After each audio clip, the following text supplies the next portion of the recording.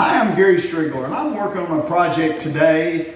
It's something I've done quite a few times, but I got to thinking it's a little bit challenging, so I wanted to make this video to share how I did it.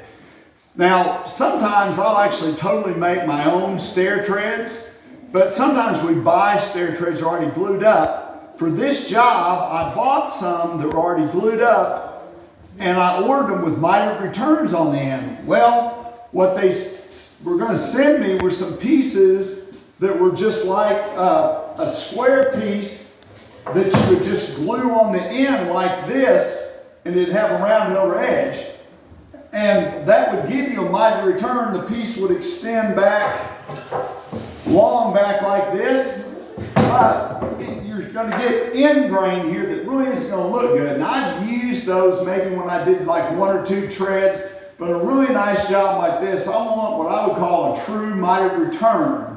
And so we had to take the treads that we received, which were square on both ends, and make a cut like this.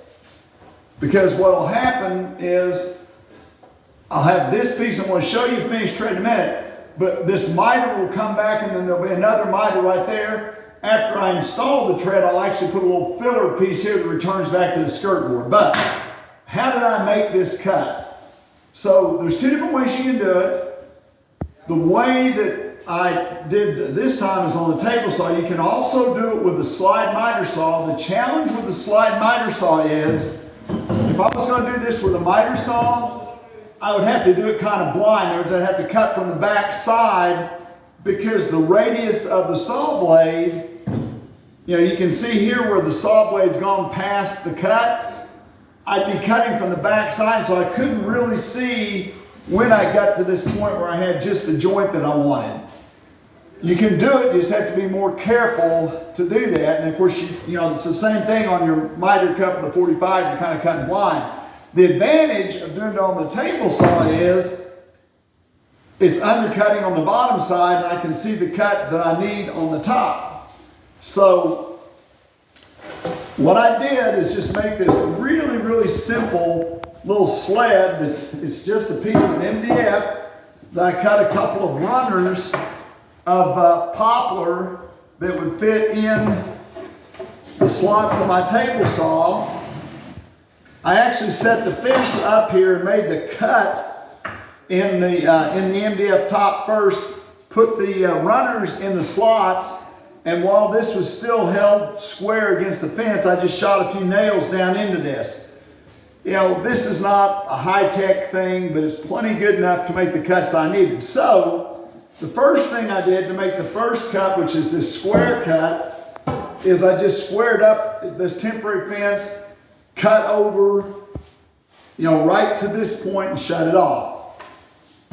Then I turned around and set the saw to 45, and this is where you really need help to do this because these are 60-inch wide treads that are sticking around here. But set it on a 45, made the cut the same. Now, one thing that's really important is you want the blade, although it looks, well, it is, you have to be very, very careful. And the thing I always say is if you feel uncomfortable doing something that you see me do, just don't do it. But we've cranked the blade way, way high so that we're getting as small of an undercut radius as possible. There's the higher the blade's cranked up, the less it undercuts on this bottom side. And on these stair treads, we're going to put some molding underneath the nosing so it'll cover up that cut. But anyway, using this simple jig is how I made this notch cut that you see right here. Now, the other things I need to do just to finish that, I have some bullnose material that I made in long lengths, and this is a piece of bullnose material.